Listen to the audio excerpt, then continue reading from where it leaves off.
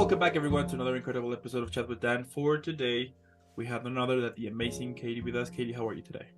I'm good, thanks. How are you? I'm doing fantastic. I mean, what better way to continue to have an epic Thursday with someone as epic as you know what I mean?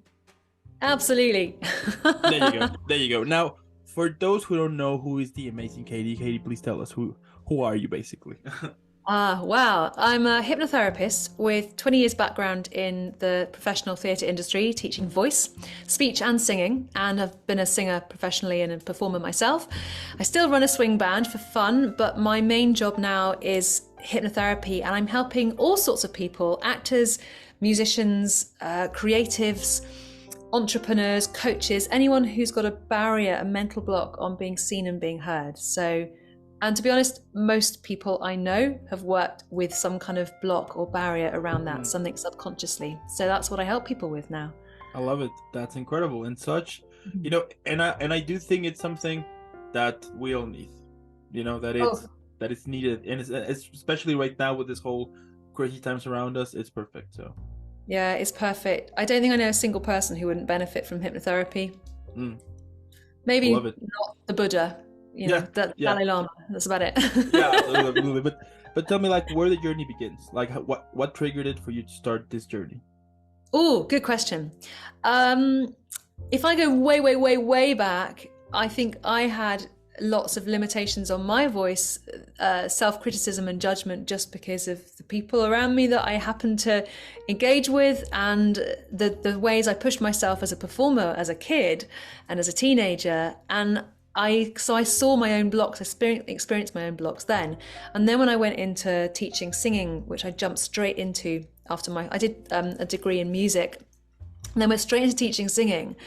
And I saw so much self-sabotage in the rehearsal studio. I thought, these people, surely there's a way we can fix their voices without having to teach them the same exercise 1,000 times, because they've just got so much tension because they're emotionally held back.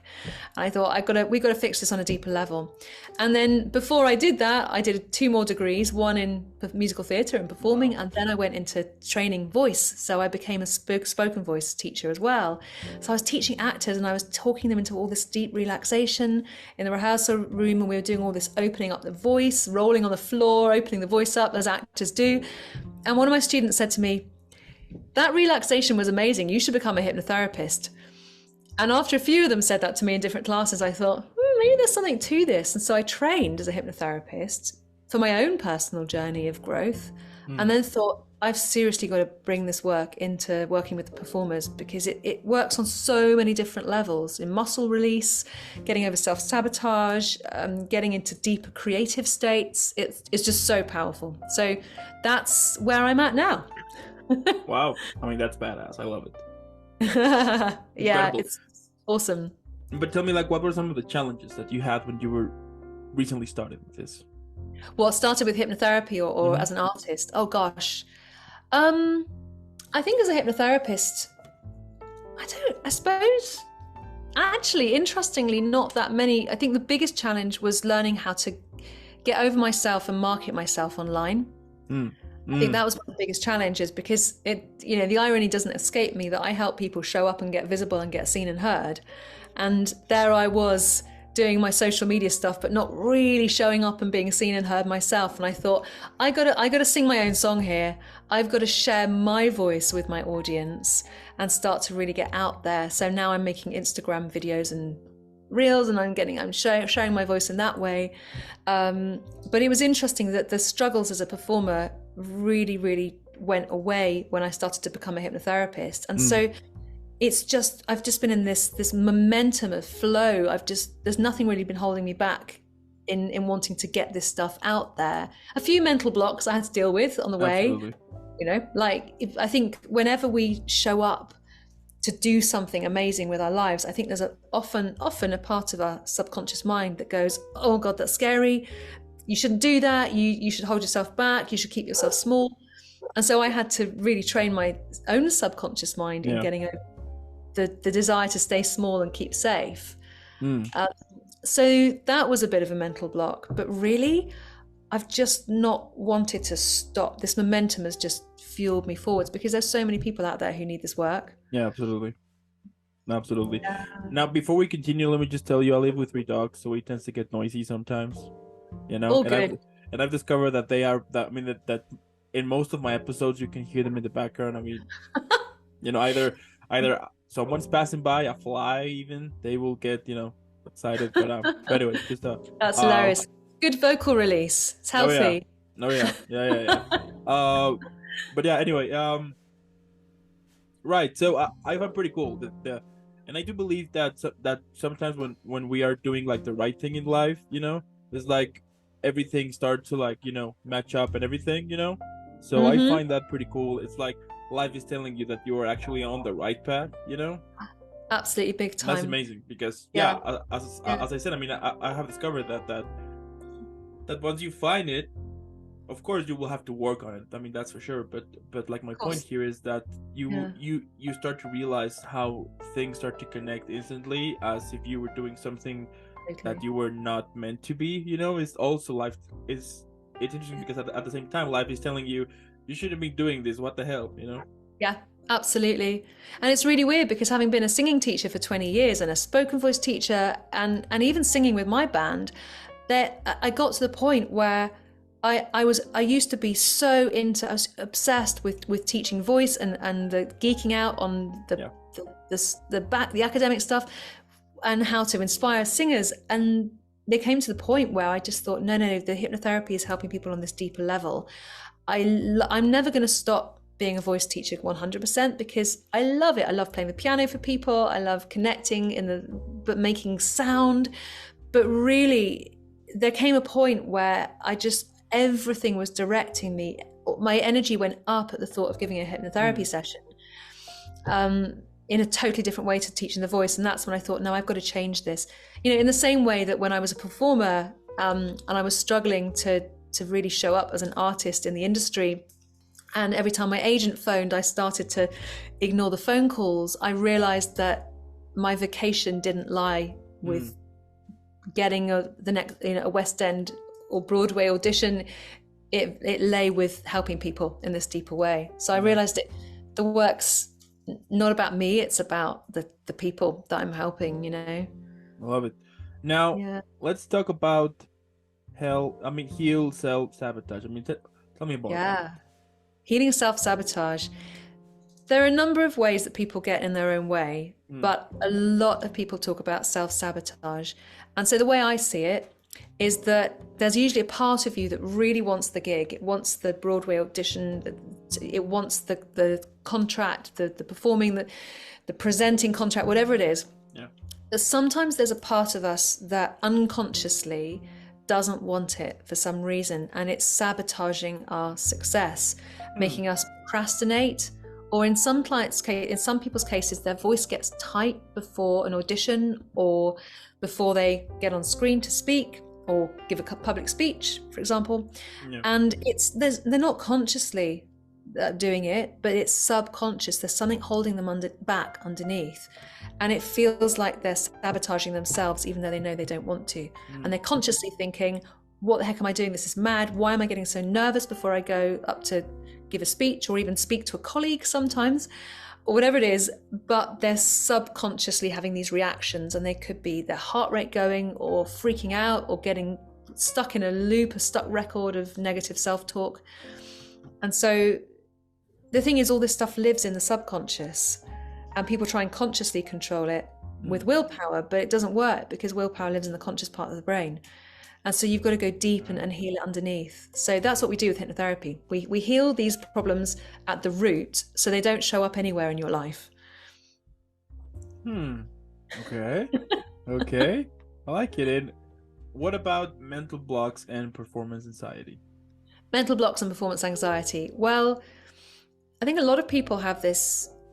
A lot of artists I've worked with have had a lot of mental blocks on allowing their creativity to flow, and mental blocks on actually negative self-talk. So self-talk that's really holding them back. For example, sitting down to write a song and having this negative self-talk in their head that's just blocking them from allowing their creativity.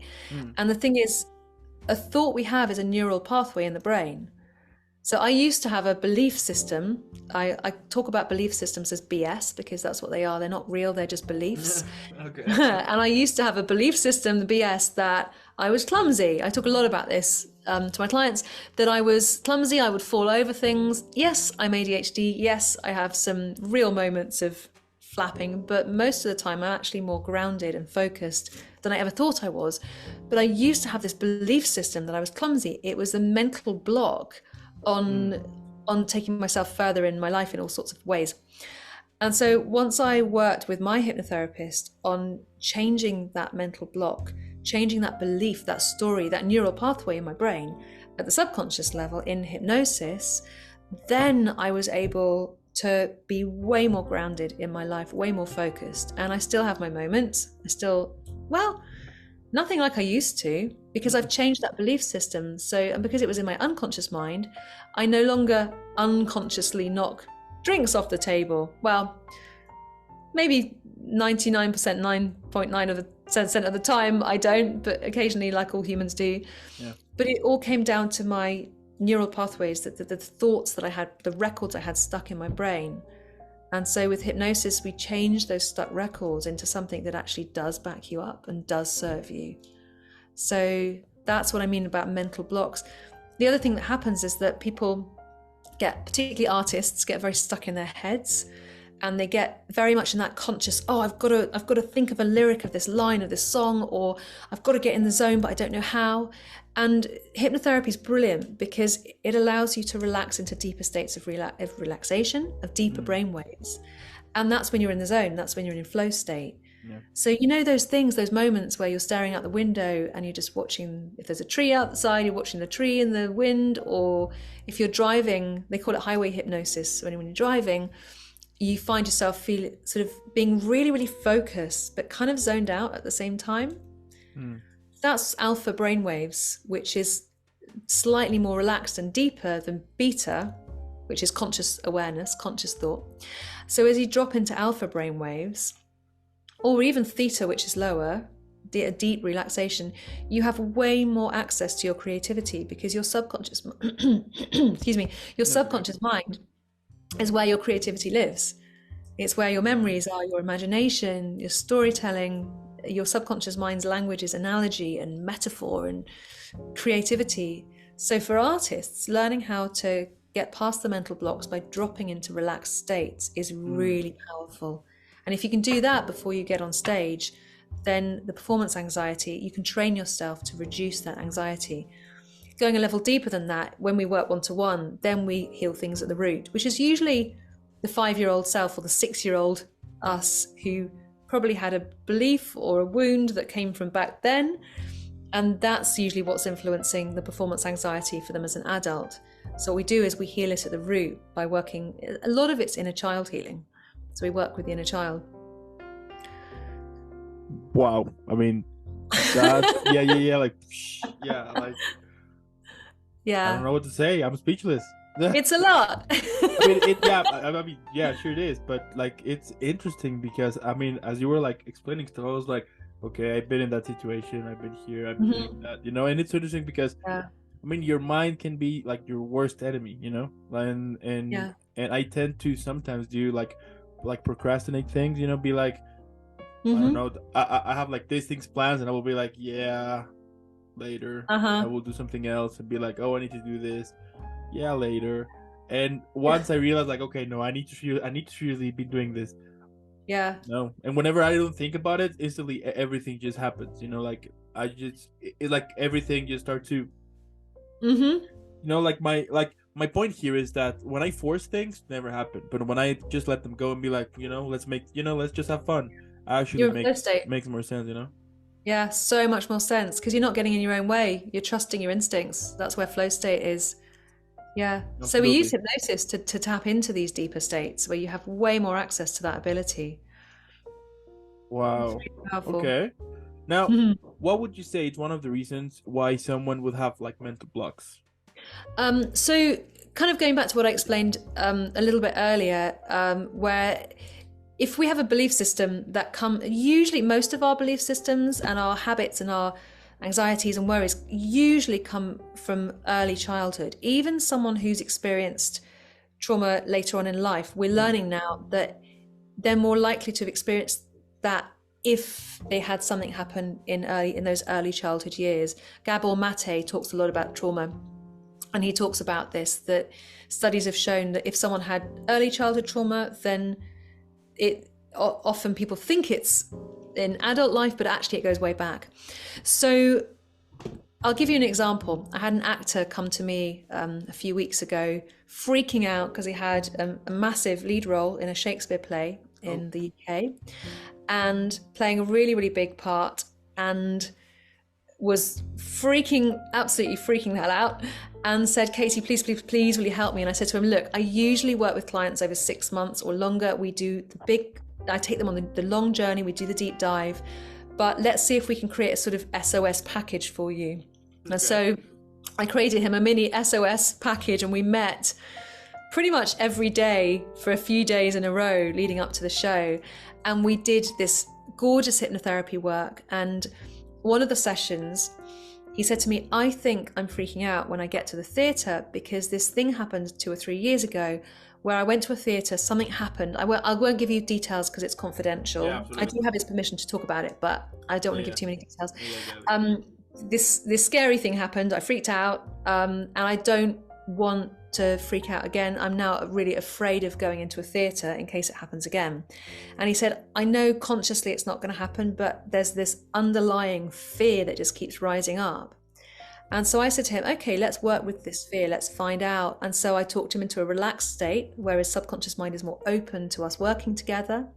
And by the way, in this state, you're fully in control. There's this mind control nonsense. Hollywood's got a lot to answer for, because they give this idea of hypnosis, and it's just not true. And it's a shame, actually, because the ideas people get about hypnosis from Hollywood, a lot of Hollywood, and a lot of stage hypnotists, the ideas people get imply that it's mind control and it's somehow weird and wacky and spooky. It really isn't. It's safe, you're in control.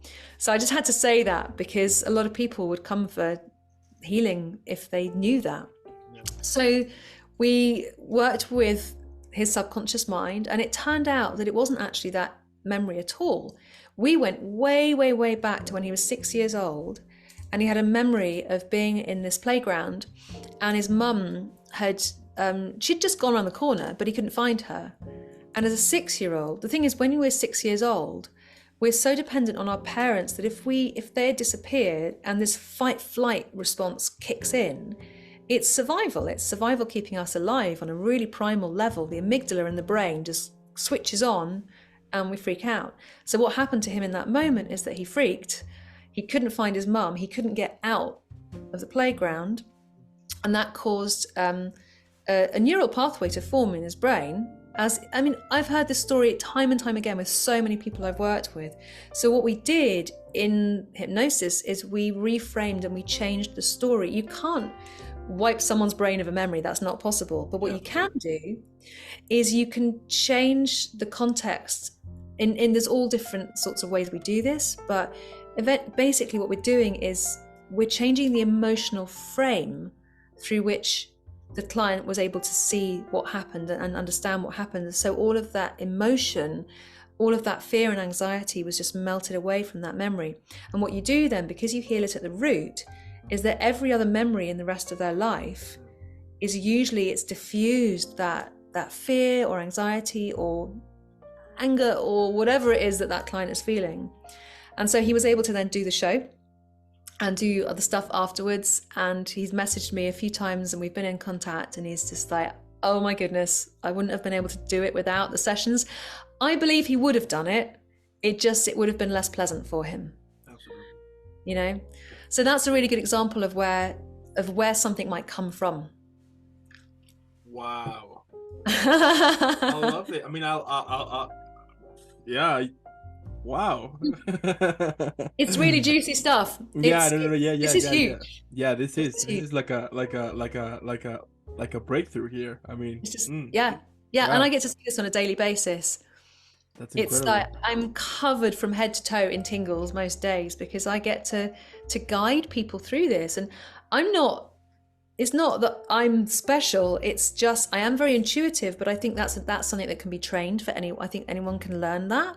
And I'm well trained. I trained with a brilliant woman called Grace Smith in the US, in Florida. I'm in the UK, but I came over, and so an enormous amount of really, really good training and a lot of intuition and a lot of, for me, an understanding of. I understand actors. I understand creatives very, very well because I am one. And I've taught them for so many years in voice. But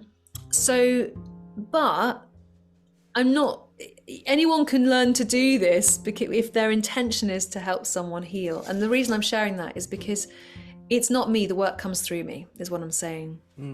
Yeah, it's like you are the instrument, basically. I'm the instrument, yeah. All of the insight, it just comes through. And what I'm really doing is holding a mirror to the client and helping them see a new perspective of themselves. And when they get that perspective, they suddenly go, oh my goodness. See, in my head, it was this big thing, but actually now I'm looking at the scene, I realized that, it was just that my mum was around the corner. That's all. I'm fine. I'm safe. And as soon as they have that aha moment, then that anxiety is just gone, like a puff of smoke, just gone. I love it. That's incredible. That's incredible. Yeah. Wow. Yeah. Okay. So many stories. I could go on all day. Yeah, I mean, I bet, of course, but wow. Yeah. Yeah. I mean, I don't know what to say. No, I mean, it is true. I mean, it's so interesting that sometimes one little thing that happened years ago would be like, like that little rock that is blocking the gears to just. That tiny thing that you thought that perhaps was something else, but once you realize the tiny thing, you're like, oh crap, that was one. But what happens is, you know what, a different child could have been put in that situation and that child would have been fine. It's really, we're all different. Some people will get, you can't guarantee what's going to hurt, traumatize a child or not. And to be honest, even my hypnotherapy teacher, Grace, she's said quite happily that her children are probably going to need some kind of therapy later because everybody we need something. And no matter how amazing a parent you are and how mindful you are of how the brain is formed, you can't reason with a 3-year-old who wants a chocolate bar in the supermarket and believes that the world is going to end if they don't get it. You can't reason with that. So what happens is a neural pathway forms in the brain, and it's literally these neurons sticking together to make like a little thread. And then the energy passes along that neural pathway as a thought in the brain. And what happens if you keep having that thought, more neurons stick to the pathway and it becomes a thought. Anxiety becomes a habit. And that means it can be changed. Habits can be changed. Absolutely. When you work with the subconscious, the unconscious part of the brain. They can't be changed with willpower. Yeah, I mean, and as you mentioned, I mean, like every kid is different. I remember, well, I don't remember. They told me the story that back when I was like 7 years old, back in school, after school they would have like football or karate lessons, things like that. So my parents put me like in karate, so So what happened was, it was time for me to go, and there was 2 choices.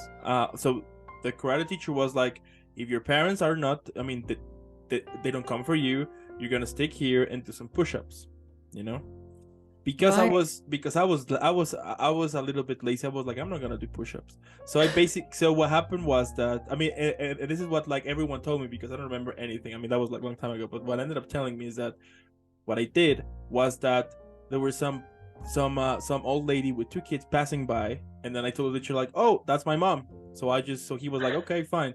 So I just went with her and I played that I was like their son. So I passed like the first security check was a teacher, and then once you were walking up school, there was like another security check. So I was just behind them, and I was like, oh yeah, she's my mom. I was like, okay, sure, have a good one. Yeah, you too. So from the school to my house was like 5 blocks. So I walked by myself all the way to home, and my mom would tell me that suddenly she hears a knocking. She opens the door, and it's the little me just be like, hey, and they were like, what the hell? And I was like, I just came by, I was in karate, I'm at home.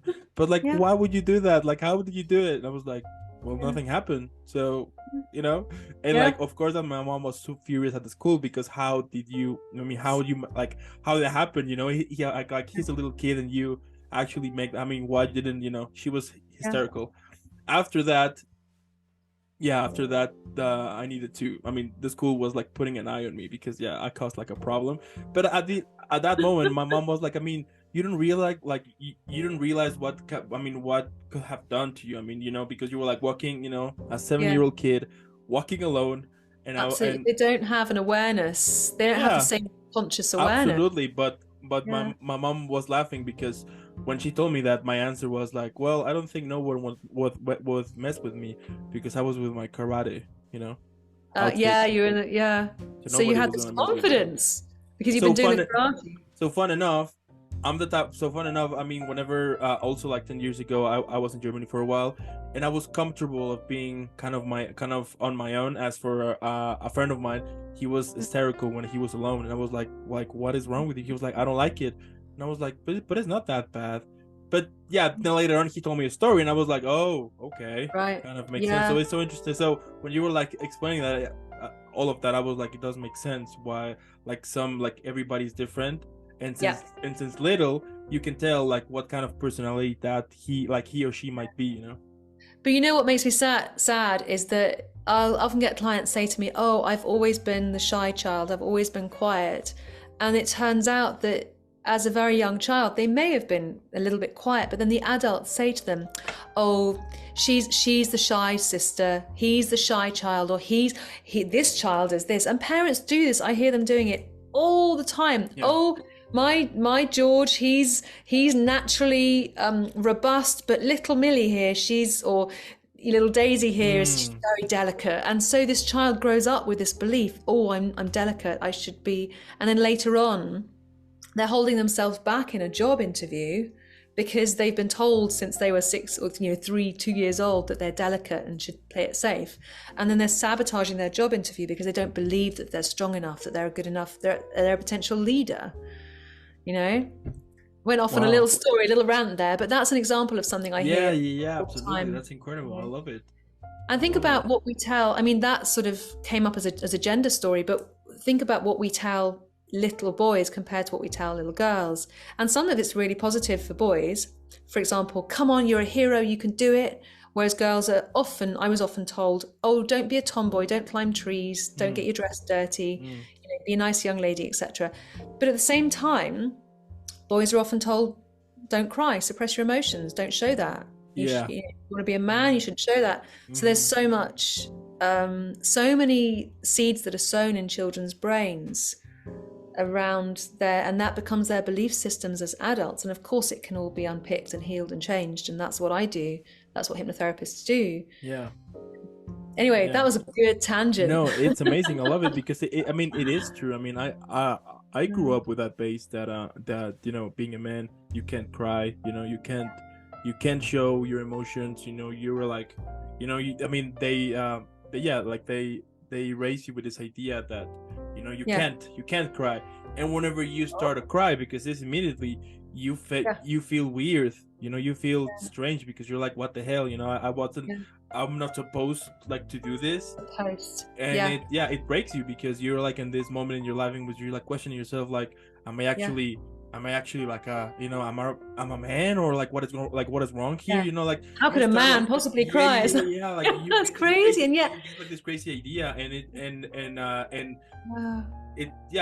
it's just crazy basically. So it's so sad because if men were actually encouraged to have feelings other than anger, then they'd probably be a lot more emotionally healthy as overall. You know, a lot of men I know are emotionally healthy, but you know, we're generalizing. But there'd be a lot more good mental health in men if they're allowed to cry. And you know, going back to my work as a voice teacher, I saw this a lot particularly in the men I taught, that a couple of things would happen, but mainly that if they felt they couldn't cry, they couldn't access certain parts of their voice very easily, because as you go up through your range from the chest register or speech quality up into the upper registers, you know, the cry quality, they call it. In certain people call it cry, some people call it head register.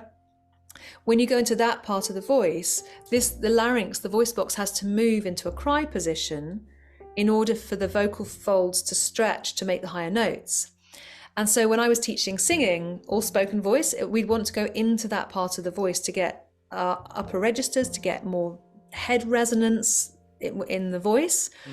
And as some people, not just men, women as well, but basically anyone who had held on to tears at some point in their life often struggled with a bit of tension in that area, and they couldn't let their voice shift. So they get things like tongue tension influencing their voice, jaw tension, and the tongue and the jaw love to grip and hold on and inhibit the voice from moving freely. And that's partly postural, it's partly length of the neck and certain muscles in the neck, but it's partly emotional and psychological. And so when I was a voice teacher, I was seeing all this going on, and I was thinking, this client has come to me with horrendous tongue tension for 3 weeks in a row now. And I'd say to them, look, I'm not your therapist, but is something going on?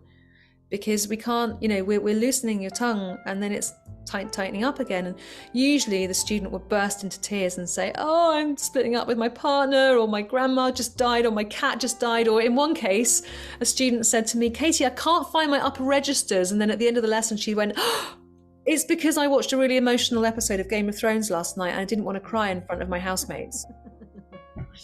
Oh my goodness. I said, you just wasted a lesson because you didn't cry in front of your housemates. I mean, that show really breaks people. I mean, I watch it too, and it breaks you. Absolutely.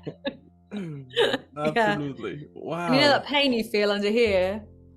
That's That's the tongue gripping to stop you going into the cry. Yeah, that's what's happening. That when that happens, it's hard for you to speak. You know, whenever tell you like, are you fine? You're like, yep. Yeah. Yep. Yeah.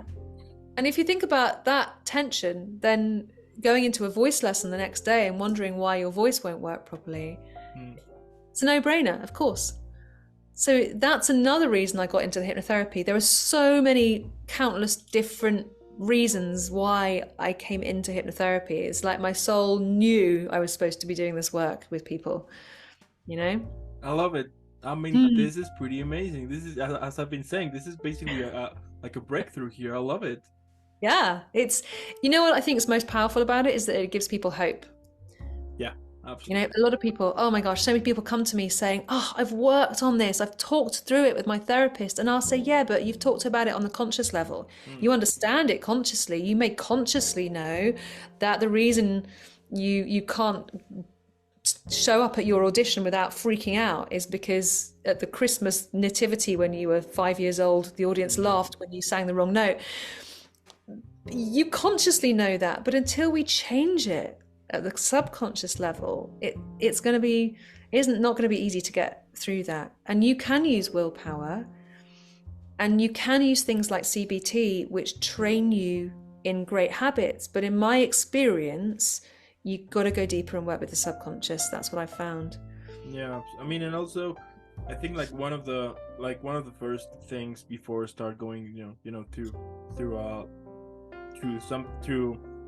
through something that changes life is to admit that there's a problem there, which I think that sometimes that is also another problem, that perhaps you're like, no, this is normal, or like, this is just eventual, because I do have discovered that sometimes whenever you try to speak up and be like, I'm feeling like this and that, the answer you will receive for your family one would be like, it's just temporary, you'll be fine, and things like that. I mean, and I get it, they are trying, they're doing their best they can as the way that they think, which is totally understandable. But like, once you realize like deep down that there is actually something in there, once you try to work it, it's incredible. It's incredible. It really is. Yeah, family members are only trying to help us by saying, oh, don't be sad. That's the worst thing you can say. Don't be sad. It's like saying you're not allowed to feel. Yeah. Which at the same time, I do think that is also because like, my point here is that I sometimes believe that, for example, parents, they perhaps will give bad advices, but at the same time, they were born in a totally different era, totally different thing. Totally, I mean, like, their time was totally different as from theirs, and now that they're living in these times, there are some things that they can understand. As sure as one day, once I get older, there's gonna be some things that I'm gonna be like, what the hell, you know? Yeah, what the hell is that's the thing, and that's why with all of this work, it's very, very rare. No, I'm not going to say it like that. You don't have to forgive someone from in the past in a hypnotherapy session. You can retell your story however you want. You know what I mean? But whatever feels right for you. But there's an enormous power in seeing, caregivers or parents or that primary school teacher or the other kids who said something hurtful, and actually seeing them and going, oh, you're just playing your stuck record of neural pathways and baggage and beliefs that you got from your parents, and that goes back to their parents and that goes back to theirs. And then we start talking about things like ancestral trauma clearing, which is some of the work that I do when we go deeper. And oh my gosh, some of the stuff, we go on some wild rides, some good ones, good rides, but wild rides. Yeah, and like how you manage to release, I mean, so they will, so you will have like multiple clients, they will be like sharing stories here and there. How you manage to kind of release that and to keep yourself in a healthy position? Because I would assume that sometimes it's a little bit hard for not to feel either related or having like a lot of empathy for someone, or be like, oh my god, like all of those stuff. So how you manage to that's a really good, that's such a good question. I love this question. I think because of so many years of being a singing teacher and speech teacher, I'd already been really well trained in how to not jump into someone's problem, but to stand on the edge of the pool and throw them a rope rather than jumping into the water with them if they're drowning. Yeah. If I jump in, I'm in trouble. So I've had to train myself to keep, and again, I'm bringing up Grace, her words are popping into my head, because she's always saying, when you're in the bottle, you can't read the label. And my job is to actually stay outside the bottle so I can guide you lovingly and with empathy, but not necessarily. So I feel things deeply, but I do a lot of protection work. I do a lot of energy work. I do a lot of meditation. I'm into the sage and the crystals and all that stuff. It works for me. I love it. And there's an enormous amount of me holding space for myself. I've got to feel resourced if I'm going to hold space for my clients. Yeah. And so I do a lot of work. I work with my own hypnotherapist.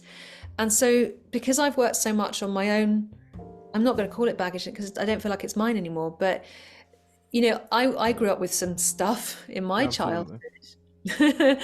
And there have been instances in my life where we had quite an aggressive neighbor for a while, and there was a lot of aggression and a lot of things that really triggered me. And I realized that this, all of this stuff was triggering my past. And I remember saying to my partner at the time, having a complete meltdown at the time, and saying to him, it's okay, I understand what's going on. I'm having a meltdown, but it's not me, it's 6-year-old me.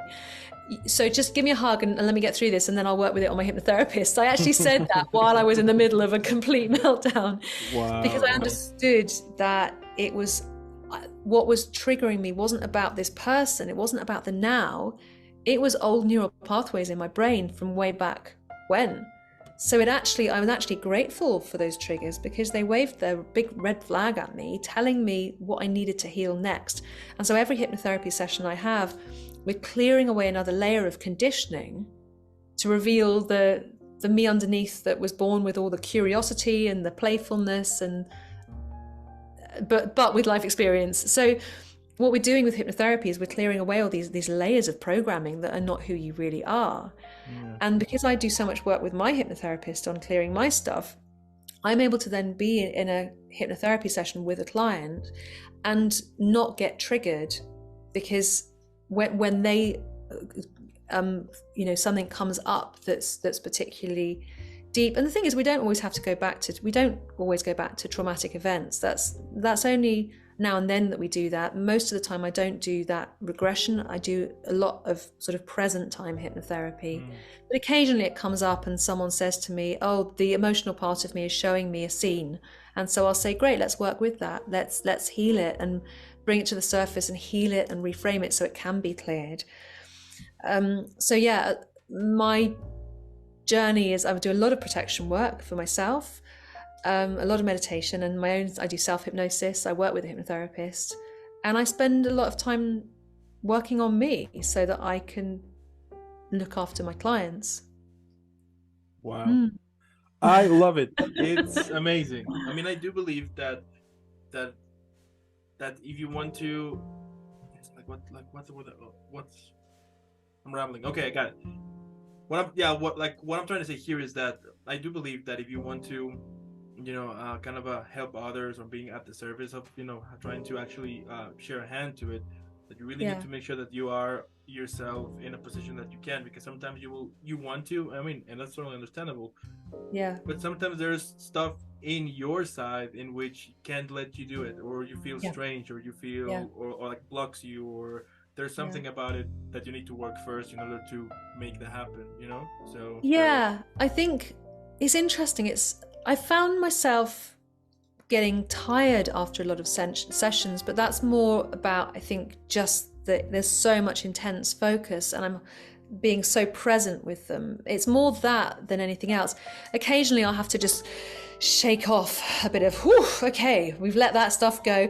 But usually in every single session, because it results in a clearing and a healing, it always results in a positive response. So they always finish up having gone through that stuff with confidence and feeling light and free and so confident and so happy in themselves because all that stuff is gone, that the session always finishes on such a positive note anyway, that it's great. But I think I've just learned not to dive into their problem and not to validate their problem, as in, how do I put this? If they have a belief system such as, oh, everyone in the world is horrible to me, then I'm not serving them by validating them by saying, yes, everyone in the world is bad, you're absolutely right, and everyone else is wrong, because that's not going to help them.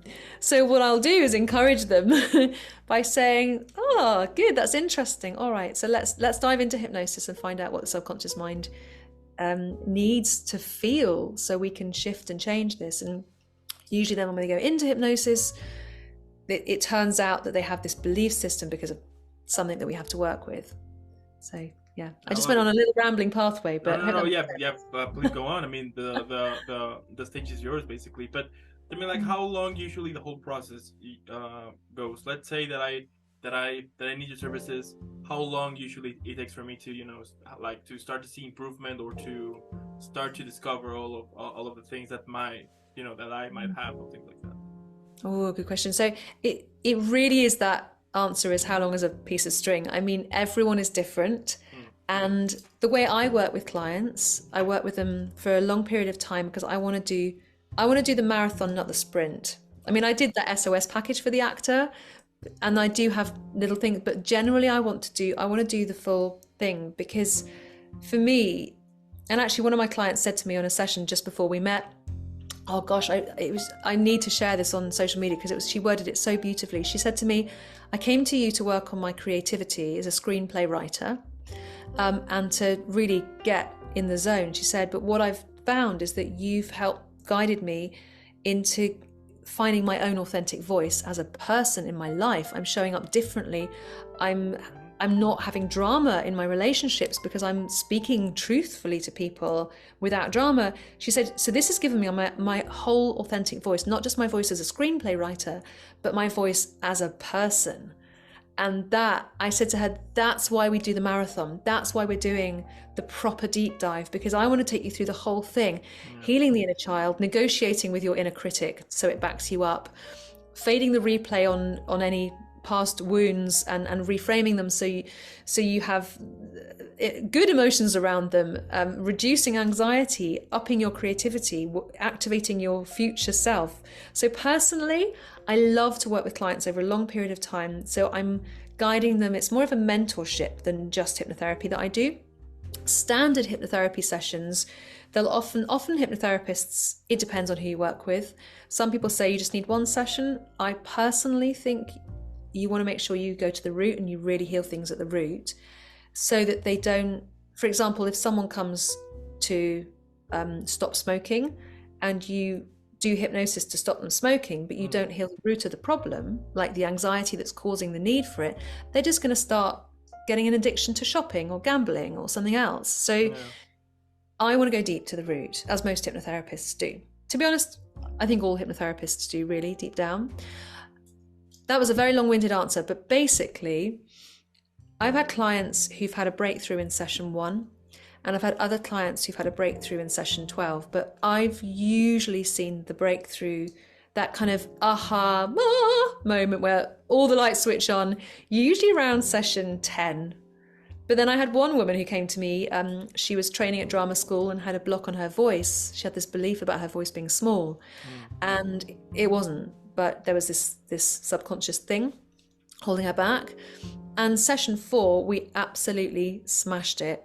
We got to the root, we healed it, we changed it. And she said to me, I've got all these other sessions with you. What are we going to do? And I said, oh, don't you worry. We're going to make some great changes. And we had such an amazing time. We changed her, healed her relationship with parents, changed so many things. And it made her come to a place of wholeness and completeness at the end of it. So the short answer is you can have a massive breakthrough in one session, but the long answer is there's a journey, and I like to take you through the journey. Yeah, I mean, it does make sense, because if you discover that one, you will feel super excited, but then perhaps if you don't actually take care of the problem itself, eventually it's gonna come back, Well, when you do the hypnotherapy work, what you're doing is you're putting a block on the neural pathway, like a roadblock, and you're rediverting that pathway and creating a new pathway that becomes your new reality. And so your job is to continue strengthening the new pathway. So if let's use smoking as an analogy, if you come to stop smoking and then you go away from the hypnotherapy session and you do your best to try and smoke, then of course that's gonna, you've got to do the conscious backup. Absolutely. Is what I'm saying. So if I get clients who, and this doesn't really happen very often, but if I get someone who's clinging to the anxiety and saying, I'm so anxious, I'm saying, well, listen, what are you doing about that? Are you rediverting the neural pathways? Are you using the tips and tricks and tools I've given you? Are you using your self-hypnosis process? Are you using this? Or are you choosing to hold yourself in the anxiety? And if so, that's okay. But let's work with why your subconscious mind wants to do that. How is the anxiety serving you? So in a nutshell, you've got to do the conscious work to back up the subconscious work, even though the subconscious work is permanent and very, very powerful. You still got to back it up with the good work. Think of it like this. Going for plastic surgery is going to be permanent. But if you go out and spend 8 hours in the sun, you're going to get wrinkles anyway with no sunscreen. So you got to still look after it. Yeah. That's a really random analogy. There you go. Yeah, that makes sense. I love it. And like my last question here is like, what motivates you? We all have those days. We just want to quit. Gosh. We think that it's not working. We start to think that perhaps this shouldn't be the thing that we're doing. Like all of those toxic thoughts. But like, my question here is like, what pushes you back on this journey that you have created for so many years now? Because when I see someone who no longer has trauma holding them back, then their whole life has changed, and I get to be the facilitator for their whole life changing. And when I see that happen, there is nothing that can compare to the feeling of watching someone heal their inner child and change their life. I get to guide people into changing their lives.